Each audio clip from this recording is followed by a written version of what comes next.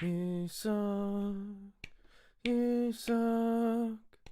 You suck. Hello everybody and welcome to Against the Fence. In this video we're going to be recapping the events from this past weekend's UFC 296. Welcome on in. We have got lots to talk about this evening. Good afternoon if you're from the US or anywhere else in the world.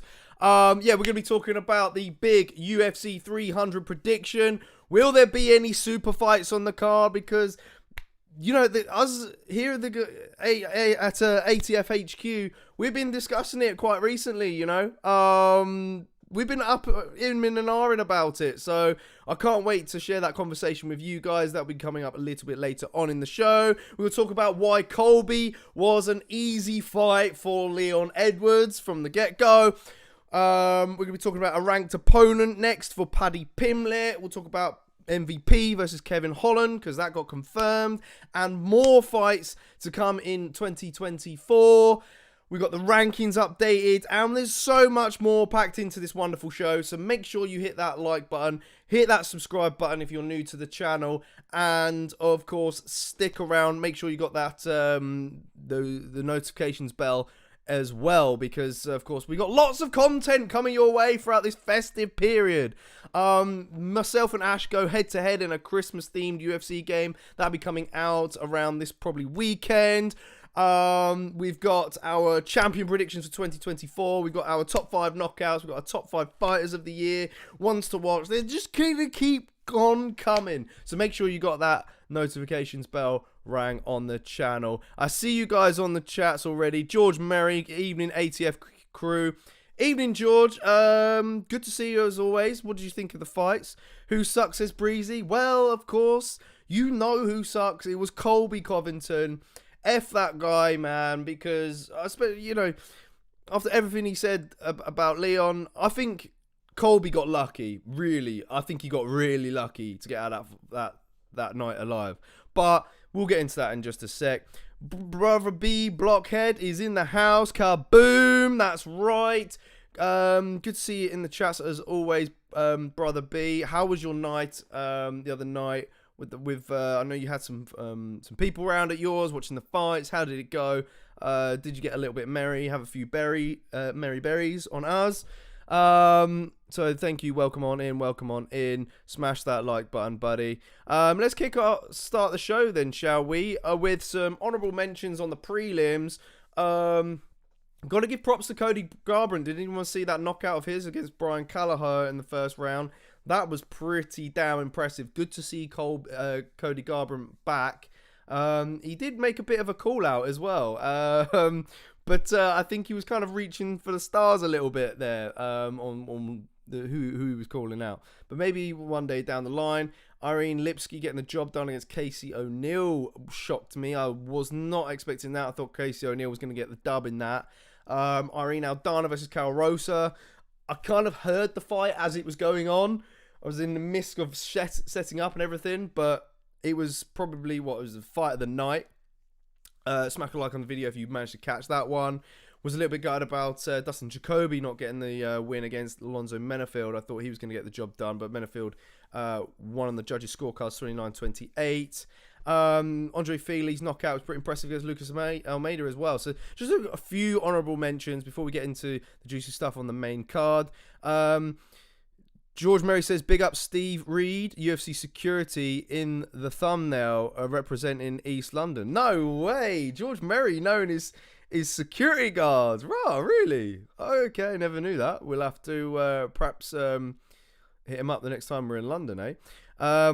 He says, I watched the prelims, but had rugby at 9 a.m, so I couldn't watch the main card. Oh, man. Gutted, George. You missed our prize draw, man. First time ever we had a prize draw. But fingers crossed there'll be another time down the line which we can bring back some prizes. Brother Bree says, I enjoyed quite a few root beers that night. Oh, lovely. Good stuff, my man. Props to you. Hope you had a good Sunday as well. George Murray says, one fight cost me 3,400. No way. Which one was that? Whoa, wow. Maybe you should have shared your bet in the Discord with Ash, because I don't think Ash won any money this past weekend either. But that sucks to hear, my man. That sucks to hear. We'll get him in the new year. Hopefully, new year means we'll win big next time. All right, let's head into then the first fight that was on the main card, which of course was that stunning knockout from Josh Emmett. Man, do you know what? I was a little bit gutted I did not pick Josh Emmett. You know, I kind of was all week thinking that Bryce will probably take him down, wear him out, eventually get the sub. And then myself and Breezy and Ash were having the conversation about Josh Emmett, and they were telling me, do you know what? I got the feeling that Josh Emmett's going to land big tonight. And, you know, I then had to go back and think, you know what? I actually kind of said in the past that Josh Emmett's a bit of a dark horse in the featherweight division. You know, he's been quite unlucky at times. But look, when he's on it like that and he lands big, he's capable of putting anybody out in the featherweight division.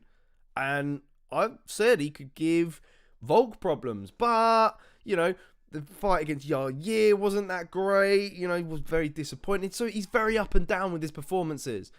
It only needed one this past weekend. And yeah, it was a scary one as well. You know, he's going to move on to bigger and better things. I've got 2 matchups for him at the moment.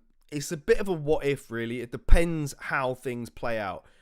Get in the chats and let me know who you would like to see Josh Emmett fight next. And, you know, maybe would it even get into your top 5 knockouts of the year as well? Because, you know, prior to this past weekend, we recorded our top 5 knockouts. And Ash is begging me to put it in the list. It didn't make the cut, but, you know, I think there's some tough ones this past year. But let us know in the chats if it made your list. If we go into the rankings then, as we can all see, sorry, I've not got it up on my other screen, on my other side. Bear with. We've got Josh Emmett in at number 6. Obviously, he's not going to move because Bryce Mitchell was ranked below him. Bryce is in at 10 now. Let me just double check that the wiki rankings actually update, because I use Wikipedia. You know, I've not, no shame. Yeah, so no movements there, of course. Although it said on mine Arnold Allen's moved up to number 3. That's very weird. Surely that's old, right? I don't know. Yo, Tone! Yes, sir. What's up, Tone? Good to see you, my brother. Thanks for popping by, as always. Can't wait to get your opinions. Or, in fact, he says, I picked Emmett second round KO. So close. Yeah, oh, man. I think I vaguely remember you saying that this past weekend. Man, I bet you're kicking yourself. Did you put any money on it? George Merry says MVP gets through Holland. Wonderboy next. Well, to be fair, we're going to go through actually how many people MVP can get past in the rankings a little bit later on. So that's going to be quite exciting, because I can't wait to discuss that with you guys and get your thoughts on, you know, how far MVP can climb in this UFC welterweight division. Of course, he was ranked 2 or 3 in the Bellator rankings, but you know, Bellator's Bellator. How far can he even make top 5 is a question. George says rebook Emmett versus Giga. Yeah, it's true. It's not on my list, to be fair. Wasn't on my list. Blockhead says, I was falling asleep at my buddy's house during the main event. Oh, man. Tough. Must have been a long day for you, brother. Tone says, don't think Mitchell would stand and trade so early. Yeah, you would have thought that he would have at least level changed and shot straight away, right? I mean, with someone like the power of Emmett, but he zigged when he should have zagged, unfortunately. But in terms of matchup-wise, I've actually got 2. So I've actually got Aljamain Sterling as one of them, because for Emmett, it's an opportunity against a former champion, all right? So it's not too bad. For Sterling, a win over Emmett puts him straight into top 5, right? Because that's where Aljamain's going to at least want to be or end up, right? Off the bat, surely. But this would only happen if Max Holloway moves up to lightweight, because we know that Aljamain has talked about potentially fighting Calvin Kattar, fighting Max Holloway, but I got a feeling that maybe they've got a better suited fight for Max at lightweight, you know, because he's fought a lot of these guys already. Calvin Kattar's in at number 7, so, you know, if you're Aljamain Sterling, the UFC would call you up and go, Josh Emmett, what are you saying? Surely Aljamain, you'd be like, yeah, all right, you know, the guy packs a punch. He's got some good wrestling as well. Let's put it to the test. Even Brother B,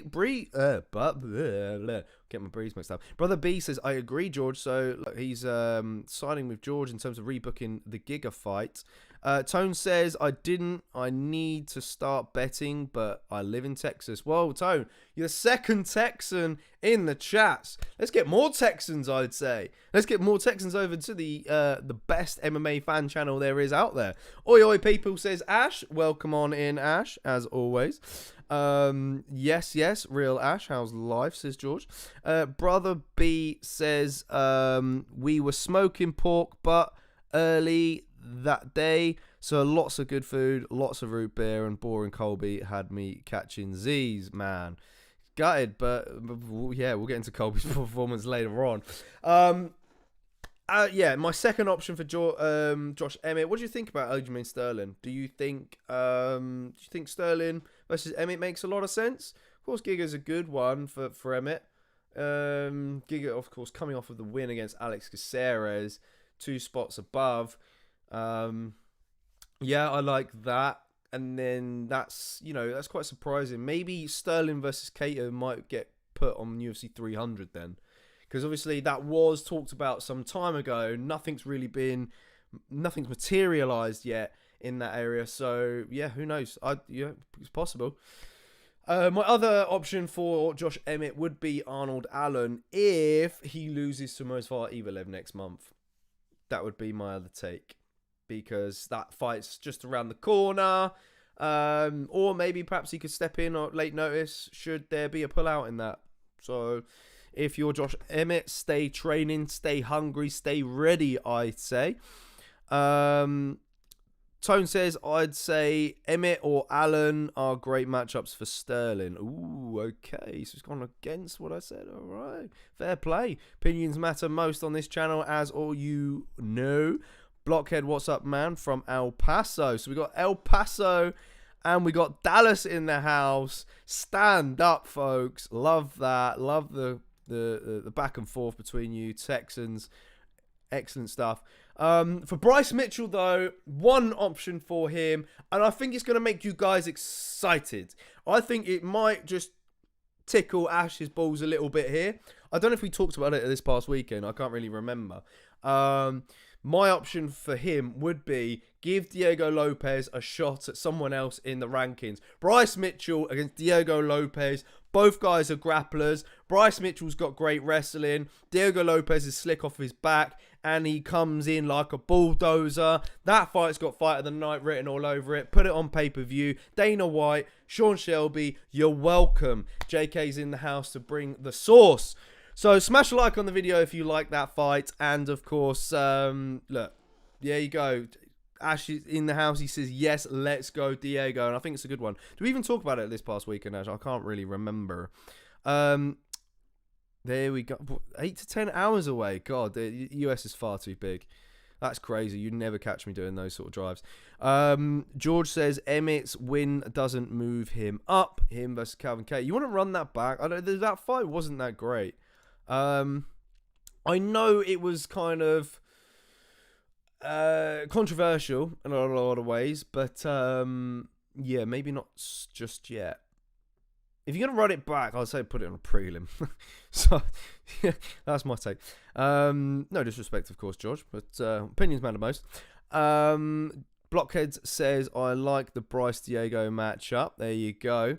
Tone says, right, Blockhead, I've made the drive. A few honestly hate it. There you go. Look at you guys. See, we're all making friends over here. This is what it's all about.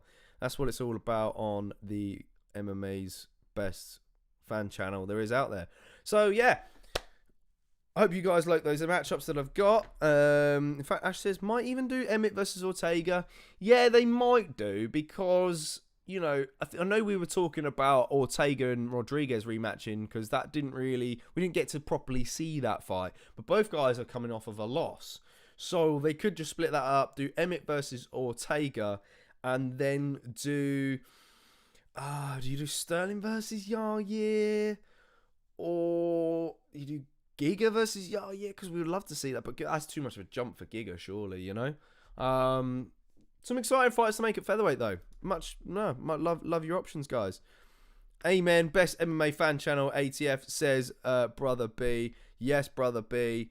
Love that, my man. Love the love and support as always. Yeah, we gotta get you some prizes later on in the new year. All right, so that's all I've got for the featherweight division. Then let's head on back to the second fight of the night. Paddy the Baddy getting it done against Tony Ferguson. Guys, what did you make of this fight? Because look, for me, it was hard to pick the whole time. You know, it was whether or not Tony can kind of catch Paddy on the feet, do damage, slice him up from top position, or whether or not Paddy can kind of grind out Tony and submit him. Because let's face it, we thought that Paddy could, if his chance of winning the fight was going to be via submission. We saw Bobby Green submit Tony Ferguson. But I don't know about you guys. Did you think that Paddy kind of looked a lot bigger in the cage? Guys, I felt he did. He was looking like, not ripped as such, but like, you know, he was tonk. He was pretty damn tonk. And future's bright for him. He didn't look like he struggled during the weight cut this time either. I think he passed with flying colours. So, you know, onwards and upwards for Paddy. You know, I did kind of worry going into this fight and thought, well, if he wins, then surely he's a ranked opponent's next for him. And then when you look at the rankings, it's just going to get quite difficult from there to see who Paddy can beat. But I think that performance was pretty spot on. Yeah, okay, he was against an older Tony Ferguson, but, you know, to go the 3 rounds with him, really grind him out, showcase both your striking and your grappling, better control on the ground as well. And he was able to kind of deal with Tony Ferguson's elbows he was throwing from bottom and the triangle attempts as well.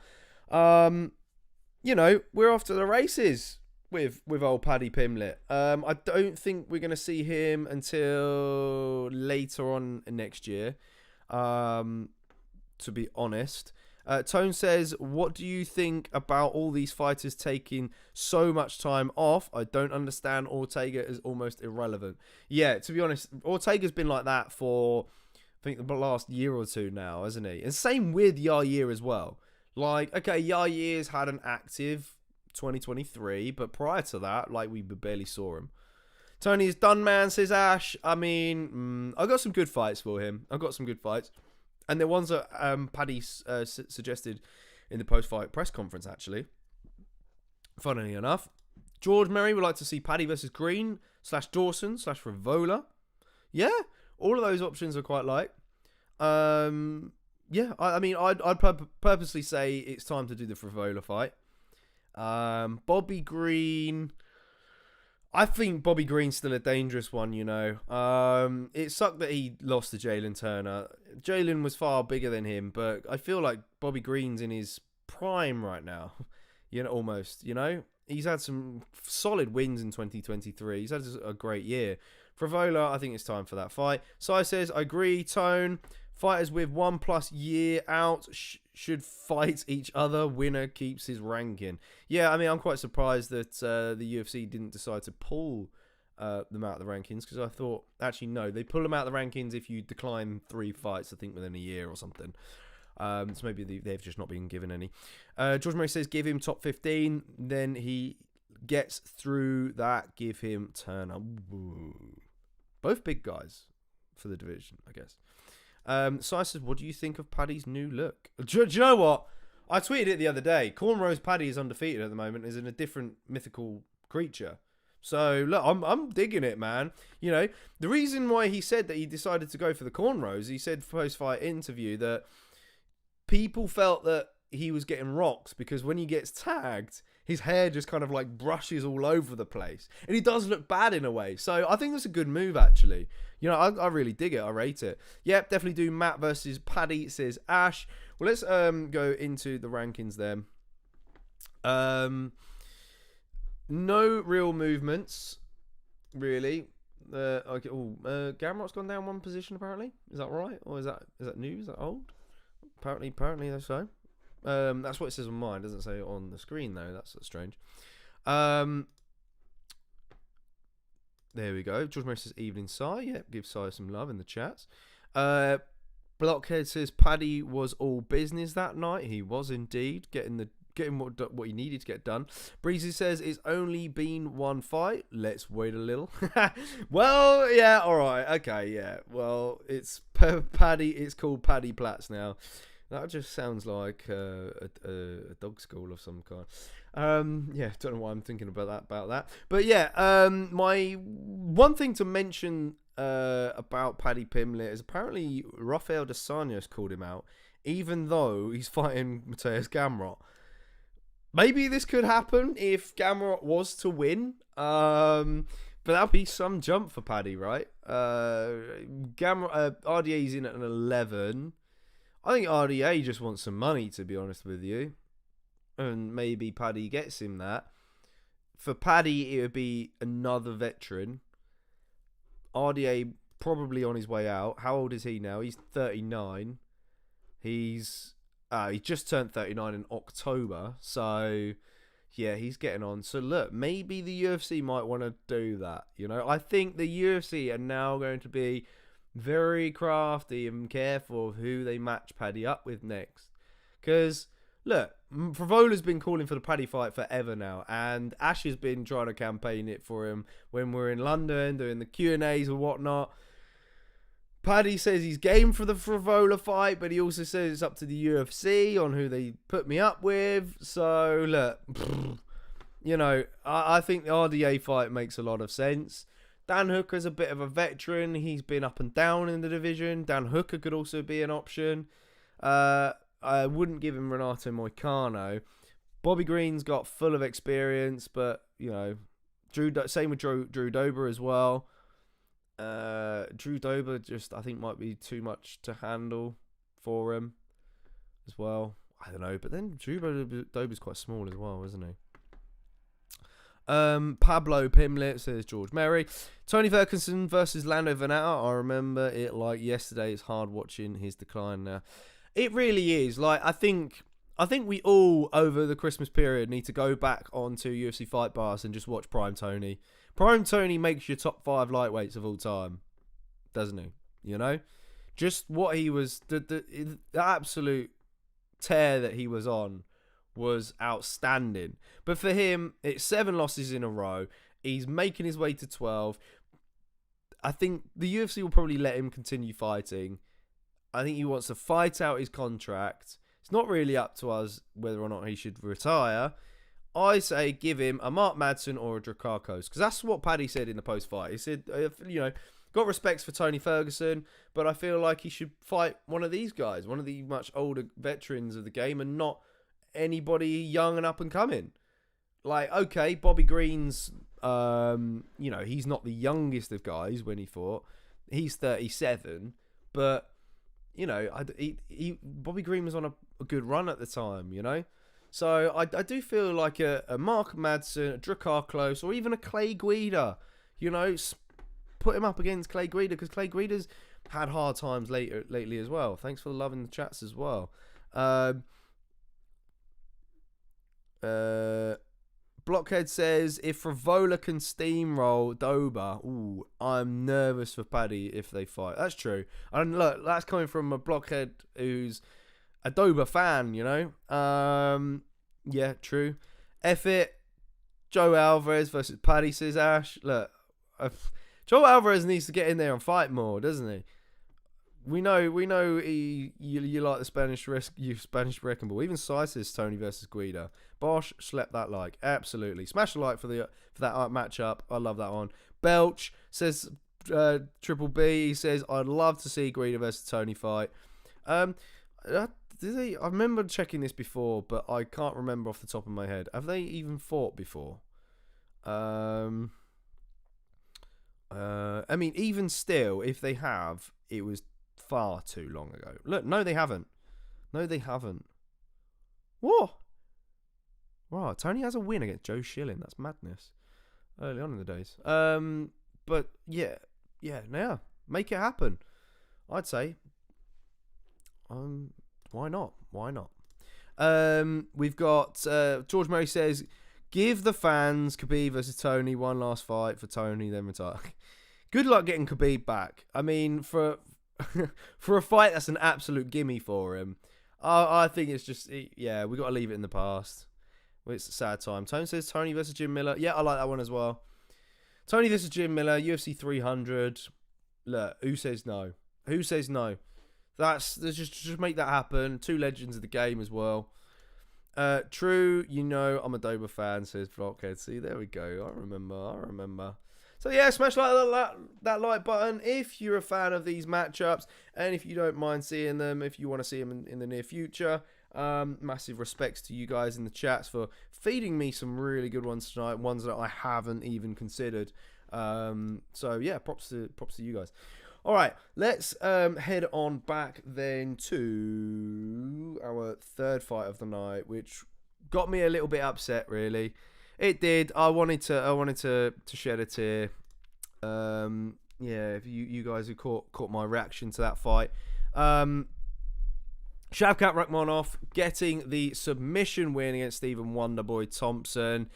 Round 2 as well, which was pretty good. 18 finishes in a row, undefeated, used great pressure against the cage, came into the fight with an ankle injury as well, so he was kind of desperate to get that fight to that ground. He executed the takedown and showed more grappling in this fight. You know, I thought we would see more grappling against Jeff Neal, but he decided to stand and trade, and he was kind of, you know, getting caught by Jeff Neal and then being on a bit of a hurry to get him back, and stayed on the feet a little bit. But this time he was a bit more reserved. I mean, going up against a more technical kickboxer who's very patient, gives a lot of looks on the feet. No, he did exactly what he needed to do, and submitted to Stephen Wonderboy Thompson, who's never been submitted in MMA, which is quite surprising when you look at the fact that he's gone up against the Gilbert Burns, who was unable to submit him, and Burns is very good at jiu-jitsu. Yeah, okay, you know, it was a few years ago now, but you know, it is what it is. George says Dan's did say he'll book Jim. Oh, I didn't say Dana White said he would book Jim Miller. Okay, yeah, let's see how far that goes. Tone says, so Khabib can pull out for the 6th time against Tony. Oh, yeah, don't break our hearts. I think we're not really quite over that yet still. Triple B says, so we match up Bilal versus Rakhmonov? Question mark. Number 1 contender for Leon. You know what? I didn't note that one down, but I did think about it when I was on my way home from work, actually. It would make a lot of sense should the UFC decide to do what I think they might do, which we'll get into in the new headline section in a little while. So do stay patient with me, because this topic is going to be juicy to talk about, you know? Yes, we're going to be talking about UFC 300. I wonder if you guys can guess. But, yeah, Bilal versus Rakhmonov, to be honest, it kind of puts one of them back a peg, doesn't it? You know? And we kind of want these contenders to keep racking up. Say, for example, Rakhmonov gets the win against Bilal. Then you've got, Rakhmonov's next for the taking. Then what do you do with Bilal? You know? I guess after that, if Bilal was to lose, you do Bilal versus Usman. Give Bilal a shot of redemption of trying to get another title fight again. But, you know, he did kind of weigh in as a backup, so it is a little bit of a shame. I feel like the UFC do owe Bilal the title shot, but I think there's a big exemption, right? I think there's a big exemption, which we'll get onto in just a sec. Ash says, Tony versus BJ Penn. Loser gets the worst run ever in UFC history. Both 007. We want 1008. Wow. Ash hitting some mad ones. Mate, BJ Penn. You're going to bring BJ Penn back from the grave. He's running for like senator or something in Hawaii at the moment. Look, I mean, if it boosts his campaign, I'm sure he's game to fight. BJ Penn versus Tony is It's one for the hardcores, for sure. You know, it's probably not going to be the most entertaining of things. It's probably, you know, but it's a winnable fight for Tony, I guess. Triple B says it makes sense rankings wise, but I kind of want something better. Ooh, yeah. George Murray says Shavkat versus Usman. That is correct. Bing, bing, bing, bing. That is one that I've got written down. Question is, would he be interested in fighting Usman when they've both trained together at Kill Cliff? A win puts him right in the number 1 spot, which we should probably head into. Ooh, wrong one. There, because he's now moved into number 3. So yeah, I kind of like that, and I think Usman's in a predicament where he can do his full training camp with Trevor Whitman. Then, you know, Shavkat can do his camp with Kill Cliff. You know, it is what it is. It's happened before, was gonna happen with, you know, the 2 Kill Cliff guys going at it between Ian Gary and Vicente Luque, but of course that fight didn't materialize. But Ian Gary is someone who kind of bounces gym to gym anyway. Usman's going to be always welcome back to Kill Cliff, and I think you know, because he does. I think in the off season he goes to Kill Cliff. Then, you know, when he will start training camp maybe there, and then he'll start to ramp it up with Trevor Whitman. So yeah, it's possible. It's possible, you know, and with. But does Usman want to do that is the question. Because Usman's got, I think, realised now that he's not got long left in this game. His knees are pretty busted up. Does he really want to fight a Shavkat? Fair play to him. He gave Hamzat a good run for his money. Hamzat did break his hand during that fight. But, yeah, he had Hamzat in some problems in that first round, I believe. Was it the first round? Or the second round? Too long ago. But, yeah, so... Can he do the same against Rakhmonov is a question. But yeah, surely Rakhmonov's going to be waiting for a title shot next. As for Stephen Wonderboy Thompson, though, I think we've got 2 options. I think the UFC will probably wait to see if MVP beats Kevin Holland.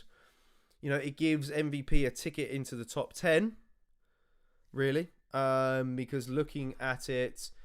now we've got Kevin Holland is not even... Oh no, he's ranked in number 12. So, yeah.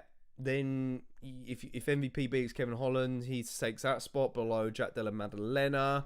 And then, look, trajectory, Stephen Wonderboy Thompson at number 6. Bosh, you know? So, that's my feelings on that. Ian Gary is my other option, who's obviously undefeated. But that's only if he beats Jeff Neal. I'd imagine he beats Jeff Neal. I think Jeff Neal's going to get in close on Ian Gary and just kind of try and rip to the body and piece him up that way. We've talked about it before, about it being a future UFC Dublin headliner, maybe in the summer. So, timing-wise, could match up, you know?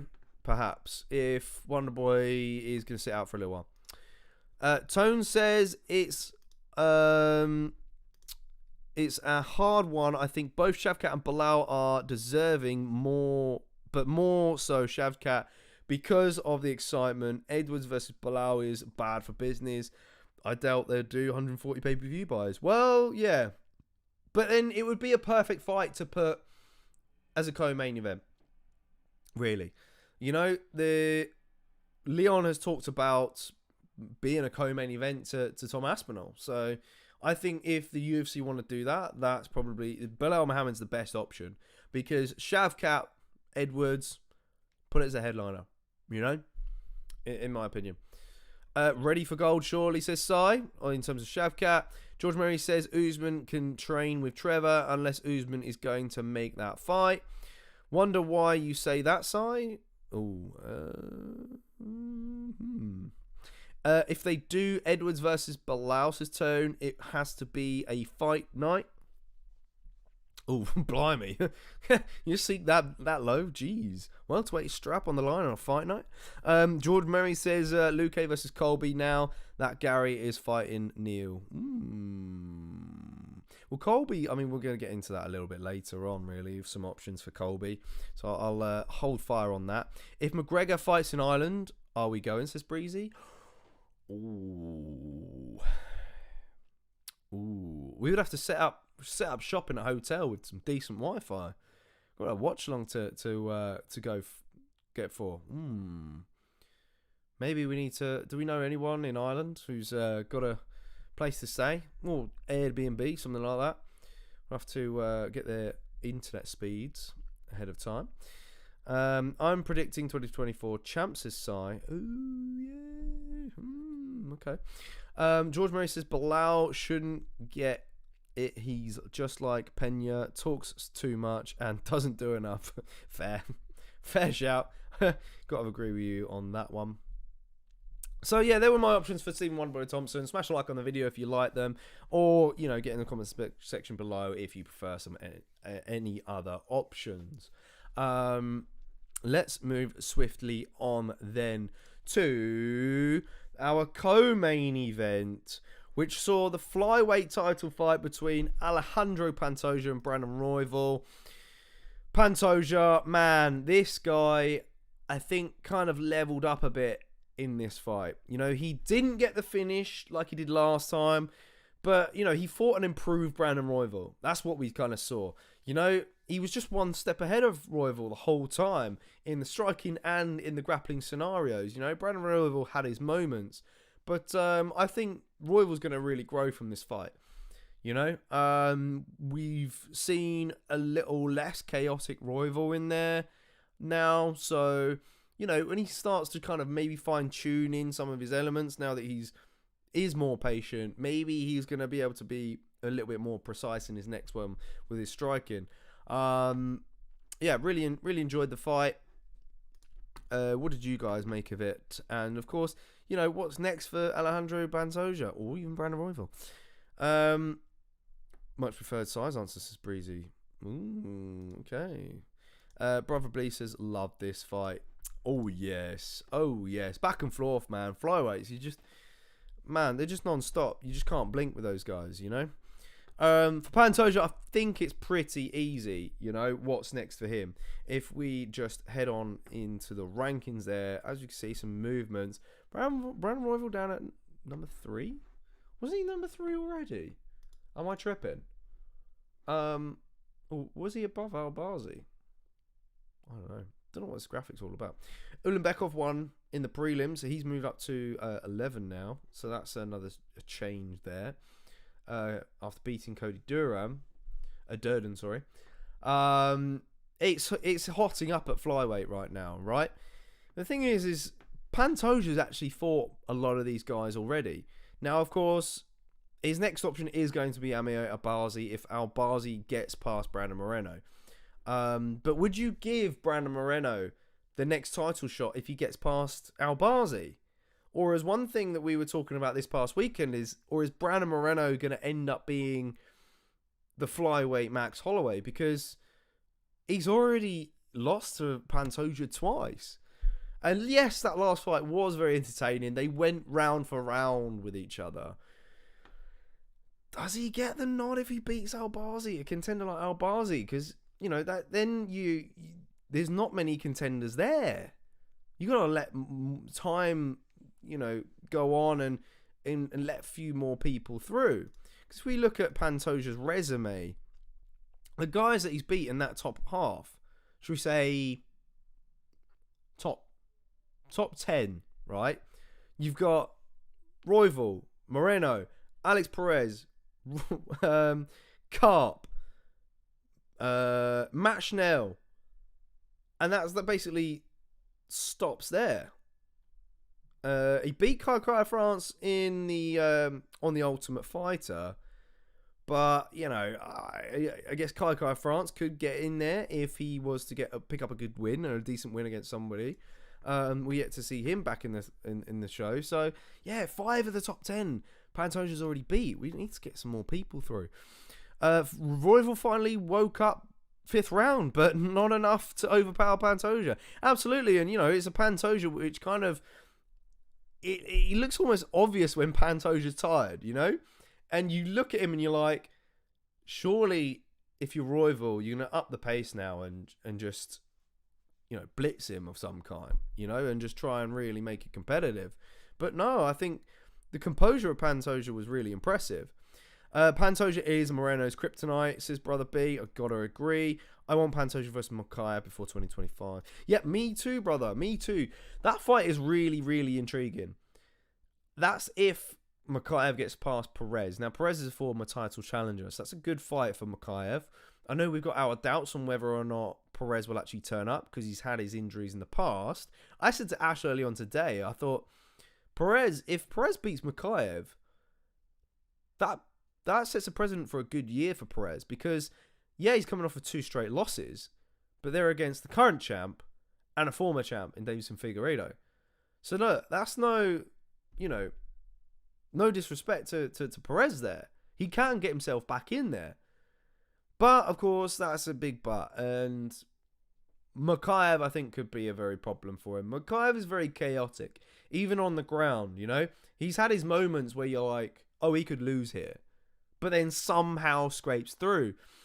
He can't be having that against Alex Perez, and he can't really be having that on his way up into the top 5. He might do. He's going to get some tough fights up there for sure.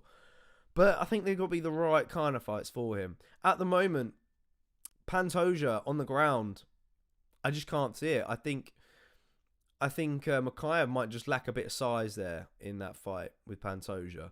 And Pantoja, being so good he is on the ground and being one step ahead of his opponents against a Dagestani wrestler, I mean, that makes it so intriguing, Especially when Pantoja, in that first fight against Royval, the way he was constantly taking the back was insane. And one little slip up from Mokaev during the wrestling scrambles, as soon as Pantoja gets the back mount, it could be right over, So, really exciting stuff. I hope that fight happens down the line. Fingers crossed. Watch this fight back. Pantoja has a chin. He does. There's little elements to his game. Now, he did get out-wrestled by Askar Askarov, and that was a competitive bout. And wasn't that his last loss? Am I right in saying? Yeah, it was. And then before that, he also lost against Figueiredo. So, look, I think Figueiredo's going to get more respect, I think, in 2024. Especially with the run that he could potentially go on at bantamweight, He's arguably one of the best flyweights we've seen. Triple B says, my 2024 Christmas present next year. Ooh, yeah. I can see it. But that's if people start accepting fights with Mokaev, because that's always been his problem. He was in my ones to watch for this year, and I think we saw him, twice? Am I right in saying that we saw him twice? Yeah, okay, yeah. The Jafal Filo, which was a last-minute replacement, and of course Tim Elliott. So, and he wasn't making big jumps. I thought he was going to make big jumps, and that's the reason why I put him in there. George Murray says, can't have Brandon fight for the title again. I'm sorry, but it needs fresh blood at the top. It's going to be a mess. Holloway situation. Yeah. See, and I got to agree with you there, George. Amazing stuff. Smash a like on the video, guys, for George Murray, the man himself. As for Brandon Royval, then, I've got 2 options for him. I think he'll get Manuel Karp if he beats Mateus Nicolau next. Of course, Royval has a win over Nicolau, so that fight can't get made. And that fight's going to be happening next month. So timing-wise, it makes a lot of sense. Karp and Royval, wide stances. Karp's a lot more patient than Royval. I think Royval's going to want to get in his face early. Use his kicks from range as well. Mix things up a bit. And maybe cause a scramble against Karp if he wants to get the job done. It'd probably be by submission.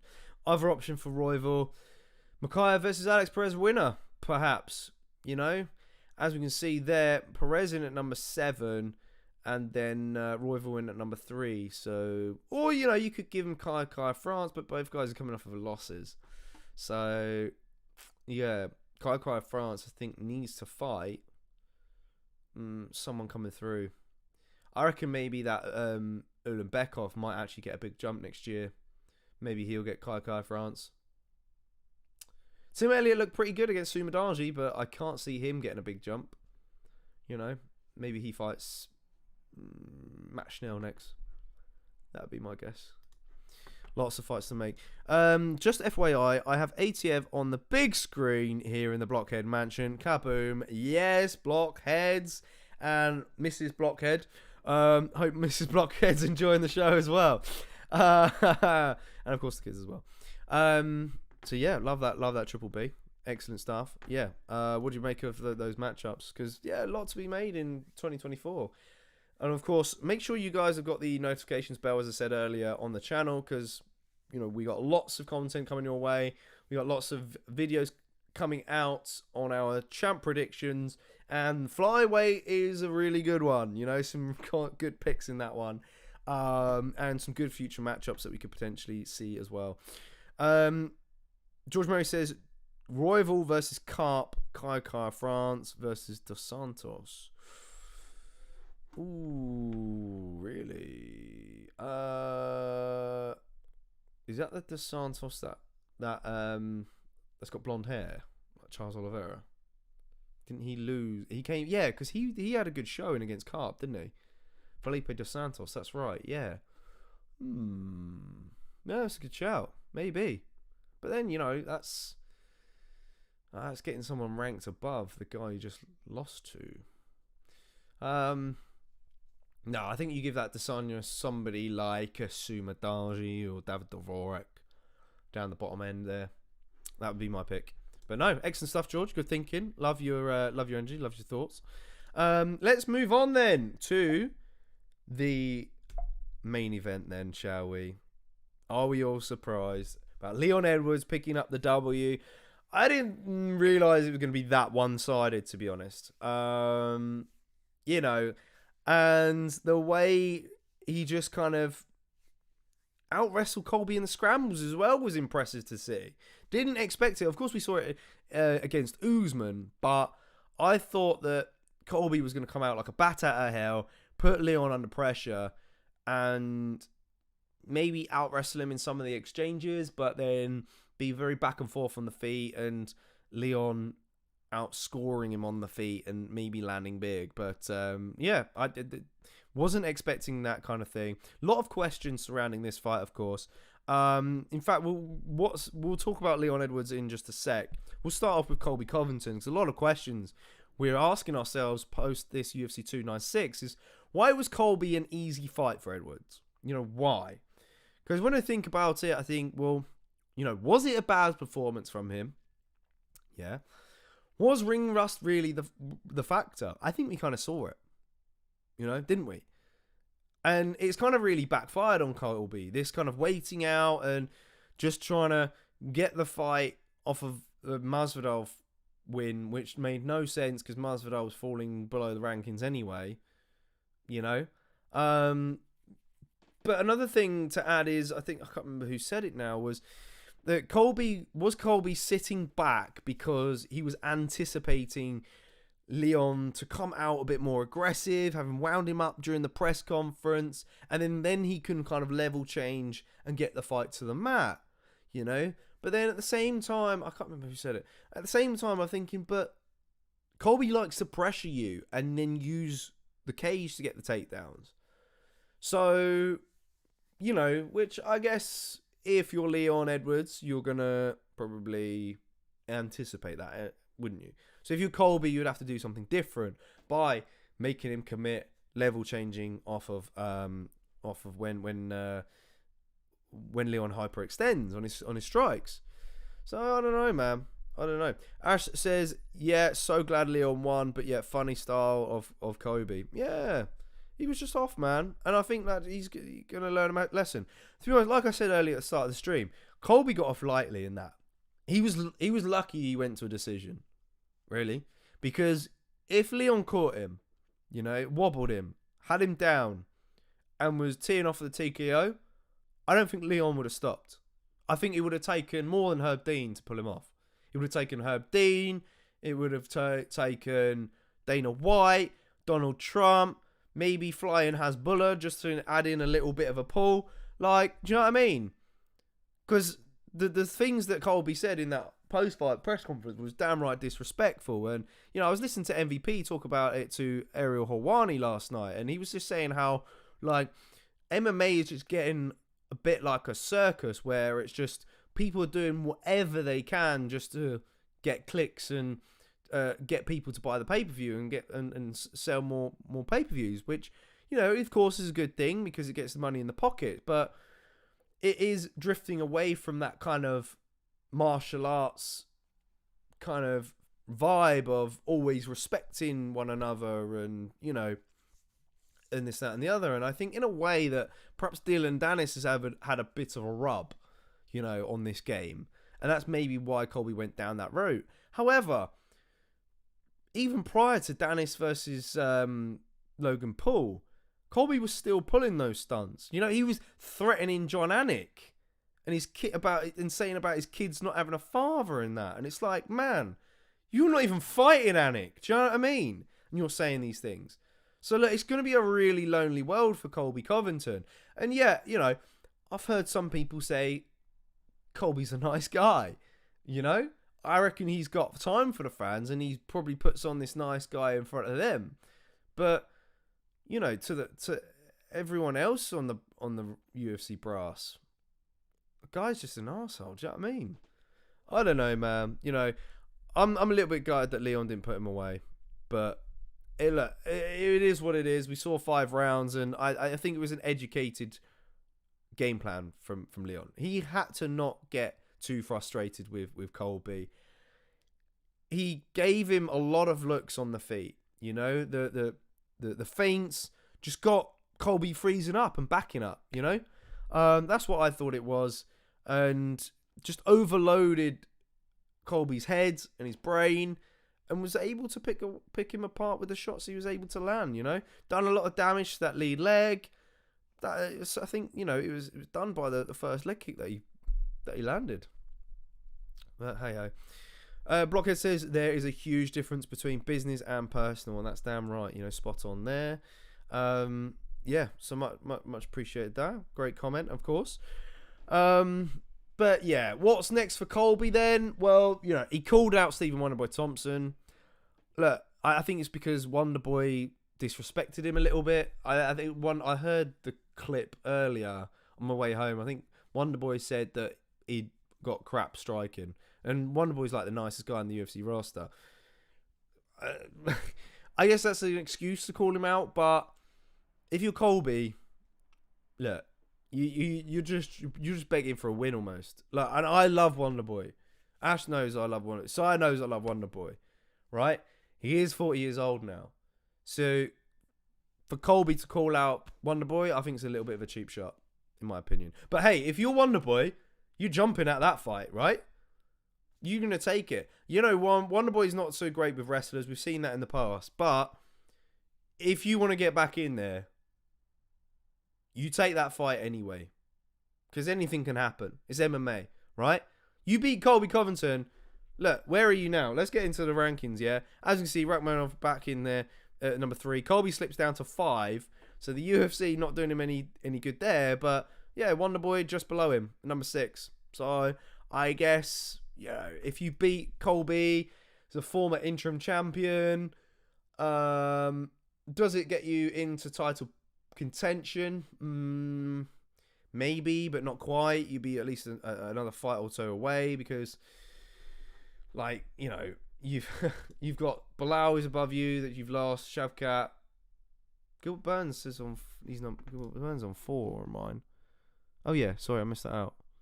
Yeah, Wonderboy's at 6. So yeah, all the guys that you lost to are all above you if you Wonderboy. So there's not much of a movement in the rankings there. It doesn't do you much in terms of title contention.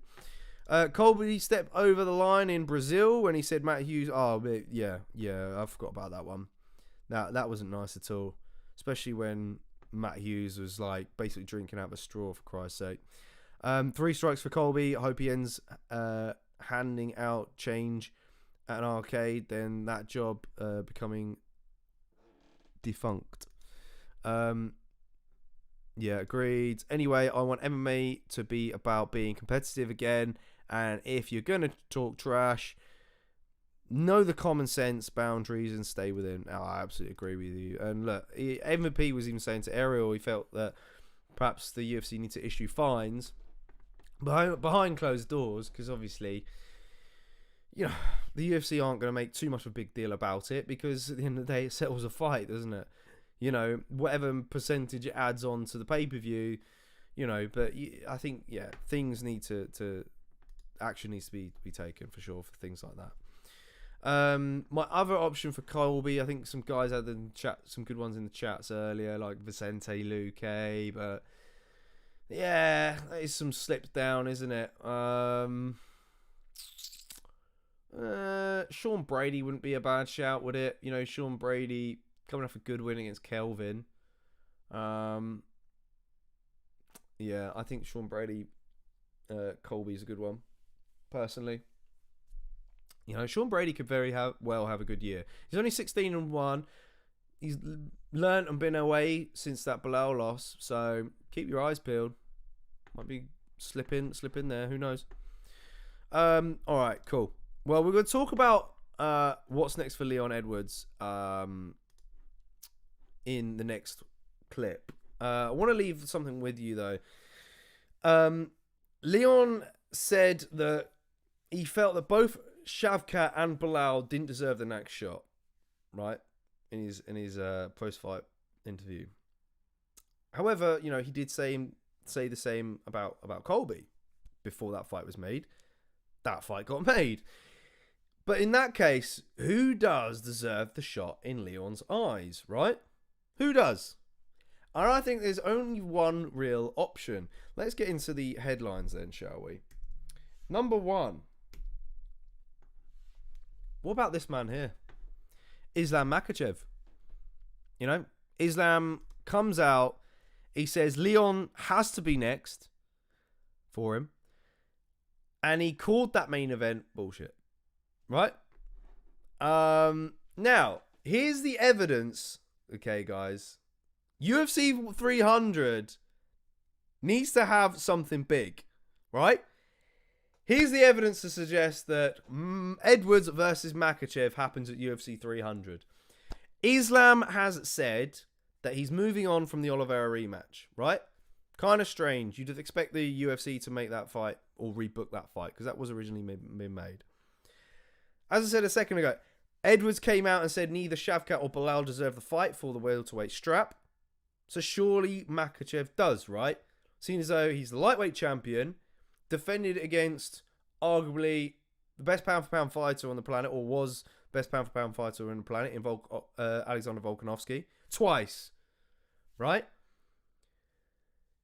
UFC 300 deserves a super fight. It's a must, right? Because how else are you going to top UFC 100 and top UFC 200? Now, bearing in mind, UFC 200 is not hard to top, because that was a flop, you know? You had the mega fight between the rematch between John Jones and DC. John Jones popped. DC fell out, started crying, ended up fighting Anderson Silva at catchweight. Anderson Silva came in off the couch and fought arguably one of the best wrestlers and get out wrestled by DC. You had Brock Lesnar came off the couch, decided he's going to fight Mark Hunt, beat Mark Hunt, and Mark Hunt's still fighting at the moment as we speak, because he's taken the UFC to court and all that, right? Then you had the main event, which was Amanda Nunes versus Miesha Tate, right? That was your main event for UFC 200, so it's not hard to top that. But if you're the UFC, you've also got to top the card, pay-per-view card previous, 299, which we'll get into a little bit in just a sec. We've obviously got Sean O'Malley and Marlon Vera. It's got, you know, MVP Kevin Holland, Paddy versus Song Yadong. All those exciting fights. Jack Della Maddalena's in there, you know. So you need to blow the fans' minds with this announcement, right? Something that the fans aren't thinking about and aren't considering.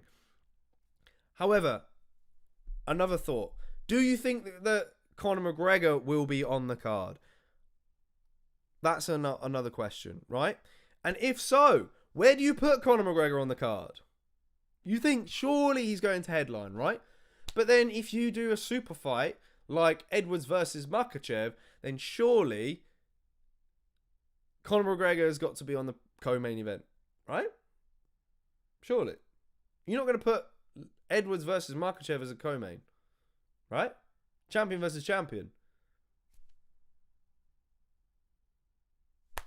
And what do you think? What do you think, guys? I honestly think this could have some legs to it. Ash says Leon versus Islam would be mad. It would. You know, and then not only that, if Conor is going to be on the card, who's he going to be against? My guess is Justin Gaethje, and I've said this to the guys quite recently in discussion. You do the BMF belt, right? Here's my thoughts. I think the UFC have got to do 3 title fights. We had 3 title fights a little while back, 2 years ago, when we had Jan Blachowicz versus Israel Adesanya. We also had Pretty Yarn versus Aljamain Sterling. And then we also had Amanda Nunes versus Megan Anderson, right? Got to top that, right? So that main event was a super fight. So you need a super fight. Maybe the UFC will chuck in 2 super fights. Is that getting a bit too greedy, though? It does leave them less fights, less potential fights that make in future pay-per-views. If you do that and you hold up divisions, perhaps, you know? Which gets on to my other thing, which I'm going to talk about. It's going to be a little bit slight out of order. Is the call out from Weili Zhang to Alexa Grasso.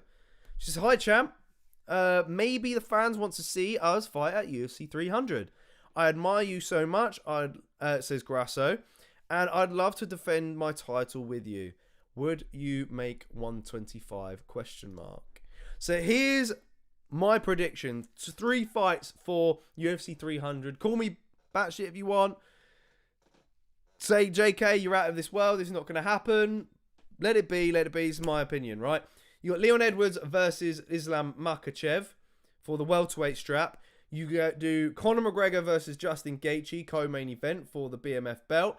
Then you do Weili Zhang versus Alexa Grasso for the flyweight strap. Now, in doing that, the UFC need to put on some backup fights in the process, right? Just in case people fall through. Because if people fall through, you want to be able to cover yourself and go, right, we'll slip him in there instead. And that still makes it an interesting fight. We can still sell a good pay-per-view, right? Because, of course, they didn't do that for UFC 200. They've learnt their lesson now, and we've started to see more of it, right? So maybe you put a Belal Muhammad on the card as well. Against a Shavkat. Or one of those guys, right? Or you put a Shavkat versus Kamaru Usman on there. Yeah? You'd also need to perhaps put a lightweight bout on there as well. To cover McGregor versus Gaethje.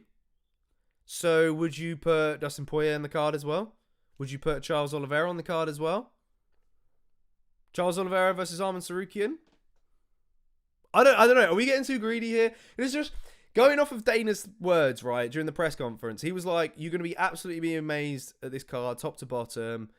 You know, even the first fight on the prelims is going to get people pumped and jumping out of their seat. Right? Rumours have had it that apparently Bo Nickal's going to open the card. That's pretty big in itself, right? So what's going to follow above that, you know? George says Islam needs to fight actual lightweights. Ooh, you reckon? And defend against proper lightweights. Fair point. Yeah, I got that. But then, you know, for UFC 300, you need someone big on there, right?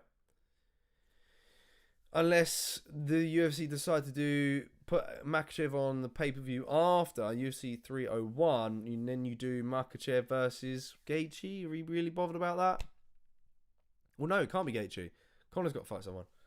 You know, I don't think that the UFC would do Chandler versus Conor at UFC 300. I don't. I think the ship has sailed on that. I really do. It's lost its mojo. I guess people might still want to see it, but in a recent interview, I've heard that Michael Chandler, I think this is coming from Taylor in the ATF crew, he said that apparently, you know, Chandler's kind of accepted that he's moving on from the Conor fight. So maybe Chandler knows something there, you know. So that's why I think Conor versus Gaethje for the BMF belt makes a lot of sense. And plus, if Conor wins, that puts Conor in line for a title shot at lightweight. What do you think? You know. But yeah, I do agree with you, George. I do think that he does need to defend against other lightweights. But then, you know, if you're going to do Gaethje versus Conor, who do you put him up against if Makhachev doesn't want to defend against Oliveira again? Would have to be Arman Tsarukyan. Rematch there. Tsarukyan's far better now. You know, he's a bit more seasoned. I'm excited for that. I do want to see that fight down the line, but UFC 300 worthy? I don't know. Conor McGregor will never be co-main, says George. I know. JK is back on the pipe. I know. And yeah, neither I can't see it either. You know, he's a superstar. But would you do Islam co-main though? We got to have some big fights on this. This has got to blow it out of the park. What is co-main event worthy? You know. If you do because if you do a lightweight bout as the main event, then surely you've got to do a featherweight title fight or a bantamweight title fight on top, but you can't. Bantamweight booked up, featherweight booked up. Flyweight, you put Pantoja co-main event. You see what I mean? It's difficult. UFC 300 needs to just be the best spectacular thing that we've ever seen. You know? Lots to consider, lots to think about. All right. Moving on, though, let's talk about some things that Belal Muhammad said and his thoughts on the fight and kind of a bit more on Leon Edwards. Because, of course, Belal Muhammad's going to open his mouth. He was at the fights at the weekend, and he says, honestly, it was a joke to the division. That's what happens when you get a bum off the couch, Colby Covington, who's been out for 2 years, who didn't deserve the shot, and he goes out there and he didn't back up the talk. For Leon Edwards, you should have backed up your talk too. For what Colby said, he deserved to have his jaw broken. And that's true. Maybe Leon should have put, changed gears a little bit in that 5th round, having already been 4 rounds up, or clearly known that he was 4 rounds up. You know, that would be my take. And then other thing, someone from Mark Rumdoy, he says Leon Edwards is unbeaten in 13 straight fights. That's the second longest such streak in the UFC welterweight history, and he's tied for the second longest active unbeaten streak with Islam Makhachev in the entire UFC, behind only John Jones. Edwards has not lost since 2015. Yeah, ties GSP for longest active win streak, which means you have to give Leon Edwards Islam Makhachev next, so Makhachev can take the belt off him and he doesn't break GSP's record. But yeah, I mean, look, it's a great stat there, and it also hypes up a possible fight with Islam Makhachev. You know?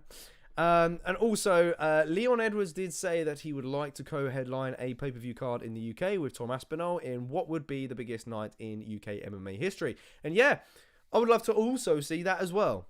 You know? Gotta agree. You know, would have to love to see that. As I mentioned earlier, Belal Muhammad fight would make a lot of sense if you're going to do that as co-main. So yeah, some good stuff there. Good stuff. George Murray says Islam versus Justin, Charles versus Arman, Dustin versus Rafael Fiziev, Leon versus Shavkat, Holloway versus Sterling. They're your main card for you. For 300, not in that order.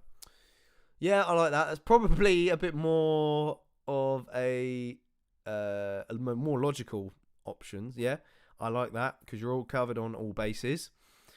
It can be difficult to decide who's on main card and who's on prelims. I mean, would all those make the main card? I guess you could do. some of the most exciting divisions on display in a historic event. Yeah, maybe. Sai says, I like that, George, but reckon we gonna get some girls in there too. Yeah, that's true. Gotta not forget the ladies. George says, Bilal talks more than Colby. He's boring, doesn't sell fights, doesn't do much in the fights, and then just been talking about his rematch with Edwards, bro. Get over it. You pussied out. Wow, interesting take from George there. Yeah, I to be after seeing that result, you'd expect Leon to do exactly the same to Bilal Muhammad as he did with Colby. You know, the only difference from to me though is I think that Bilal's gonna be a lot more stronger than Colby. You know, Bilal has he's been training with the Dagestanis quite a lot, so to train with those guys, because those guys got unbelievable strength. Your strength's going to develop, and of course, you're going to be a problem on the ground as well. Question is can Leon Edwards deal with it? I think that's the ultimate selling point for this fight. Should it happen? George says the Zhang versus Grasso fight couldn't sell food to a homeless man. Wow. Oh, really? To be fair, I would actually rather see Zhang versus Shevchenko. But it's not going to happen. Shevchenko should have beaten Grasso. And when I talk about exceptions earlier, that would be a UFC 300 exception. To just kind of disregard those people who've been promised rematches and just go with this option instead, yeah, top stuff, guys. Top stuff. I think that's about it. Oh, no. That's not it yet. Back on the... sorry, one thing I forgot to mention. Back on the Zhang and Grasso call-out. If you have two fights becoming champ in the same night, UFC 300, do you make them immediately relinquish one belt? It's going back to my UFC 300 idea. I think you would have to. They would have to, get the divisions rolling again, because that's the only issue if you're going to risk that for the UFC. Yeah, a bit of a side question there for you guys. Moving on then to let's clear that chat real quick. So some of the fights that got announced for UFC 299, and plus of course the MVP signing. Michael Venom Page versus Kevin Holland. I did mention before in previous Aftermath show, didn't I? I gave MVP some options. Kevin Holland was probably my most favoured one, because I feel like Kevin Holland is an entertaining fighter. He's not really focused on winning as such. He's focused on putting on a display, which I think makes it a perfect matchup for Michael Venom Page to display his skill set a little bit. You don't want to put him up against a wrestler completely goes against his style. I think it gives MVP a chance to throw all kinds of wild kicks, and maybe Kevin Holland jokingly do the same back to him. And I think it's gonna be a fun one, man. And it might even... Is it gonna be the second fight? No, the first fight on that main card. I think it's slated to be, which is unbelievable, right? Wikipedia doesn't say it yet, but it's so stacked head to toe, man. Gamrot versus RDA on there. Curtis Blades versus Jelton Almeida. Chikazian versus Barber. We've also got Petey Young versus Song Yadong. Gilbert Burns versus Jack Della Maddalena. Of course, you guys know I'm a fan of Jack Della Maddalena. Very nervous for that one, because I respect Gilbert Burns as a welterweight. I think he's unreal.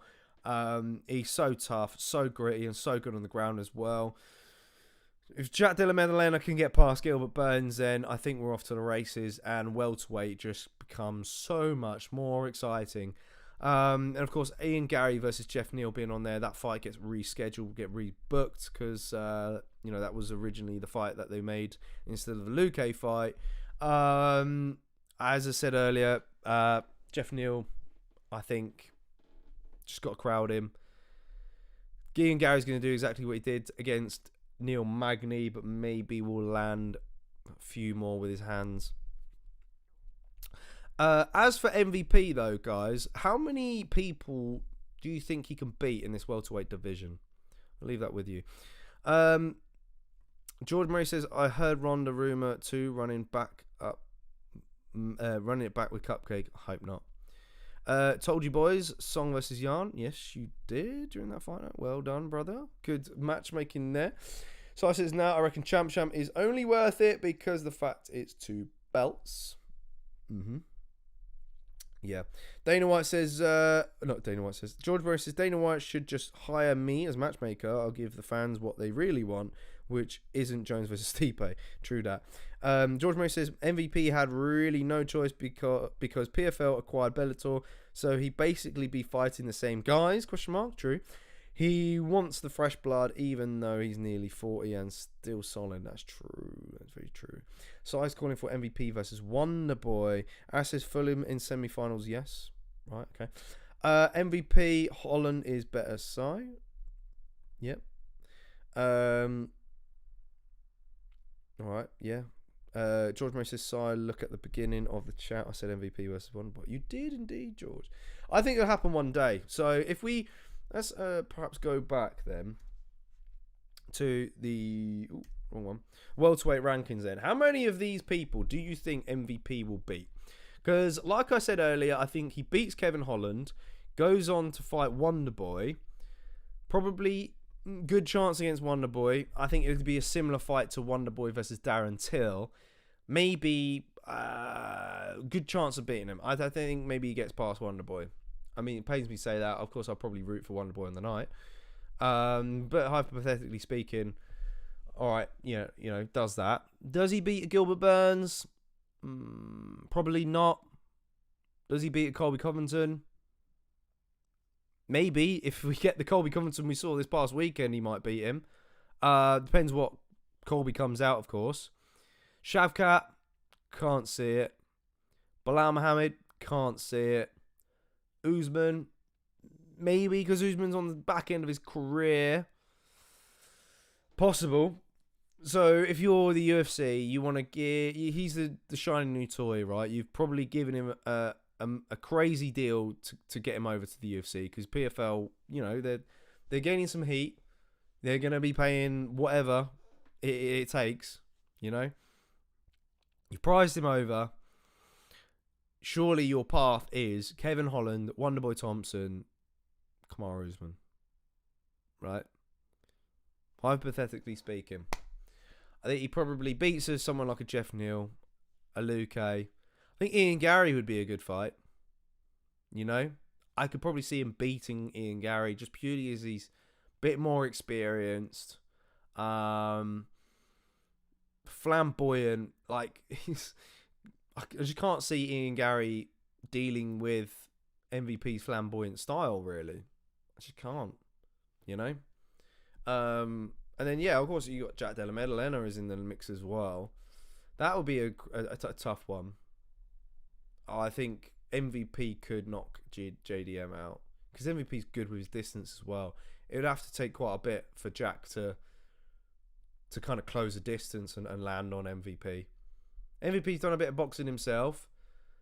Jack's boxing is unreal, Let's see what the chat says.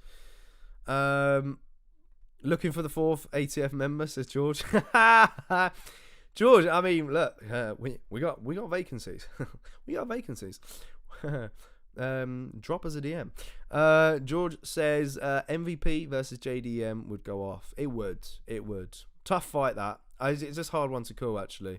But yeah, so far I'm thinking perhaps MVP gets it done. Sai says, yeah, that will be technical striking masterclass. I like that. Ooh, yeah. I'm dead excited for MVP coming over. I really am. I've been calling for it for years. I've wanted it for years. But, part of me is a little bit worried that it might be a little too late. It could be. But I hope the UFC get their money's worth from him. Was it paid off with Michael Chandler? Yes, it was a younger Michael Chandler. So, you knock out Kevin Holland in spectacular fashion, you're the next star. You're the next big guy. And he's going to get so much more exposure now. Can't wait for the people who don't know who he is to see him. That pretty much wraps it up there, guys.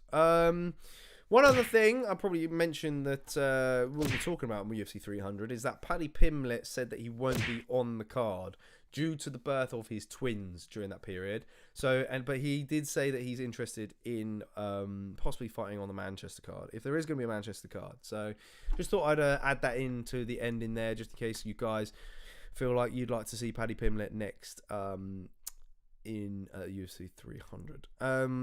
George Murray says, is the Yarn fight Song's chance for a title fight?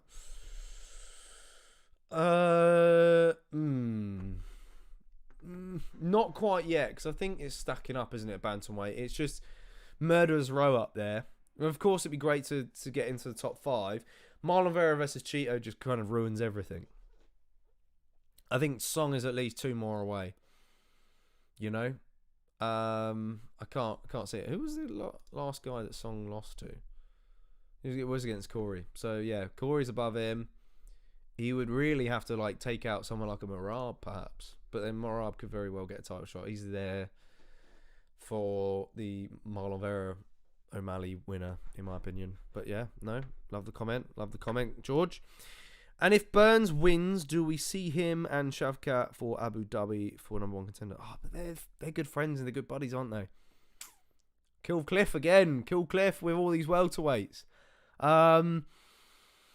Nah, for Burns, I